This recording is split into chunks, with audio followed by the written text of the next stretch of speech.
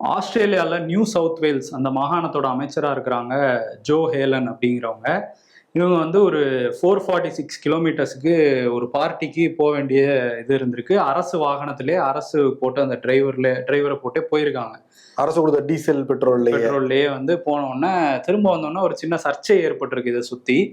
உடனே அவங்களுக்கு வந்து ஆமா நம்ம மக்கள் வந்து நம்மளை கேள்வி கேட்கறாங்க, நம்ம அவங்க நம்பிக்கை இழந்துட்டோம், அதனால வந்து நம்ம இந்த பதவியில தொடரக்கூடாதுன்னு அமைச்சர் பதவியை ராஜினாமா பண்ணியிருக்காங்க. அந்த செலவையும் அந்த 446 கிலோமீட்டருக்கு என்ன செலவாச்சு, டிரைவருக்கு எவ்வளோ பேட்டா எல்லாம் வந்து சேர்த்து நானே கொடுத்துட்றேன்னு இந்த டோல்கேட் கட்டணும் எல்லாம் டோல்கேட்டு எல்லாம் அது இருந்துச்சான்னு தெரியல, ஆனா வந்து எல்லாத்தையும் நான் கொடுத்துட்றேன் அப்படின்னு சொல்லியிருக்காங்க.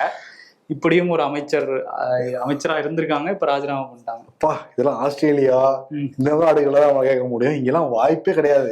ரொம்ப நார்மலைஸ் பண்ணிட்டாங்க இதெல்லாமே. அமைச்சர் சொந்த இதுக்கு போக கூடாதா? மக்கள் பணி எவ்வளவு சேராரு அவரு, போற வழியில ஒரு காது குத்து முடிச்சுட்டு அடுத்து மக்கள் பணிக்கு போறேன்னு சொல்லி சமாளிச்சிருவாங்க இங்கெல்லாம். இதெல்லாம் கத்துக்கணும், ஜாதி பெரிய பேசிக்கிட்டு இருக்க கூடாது.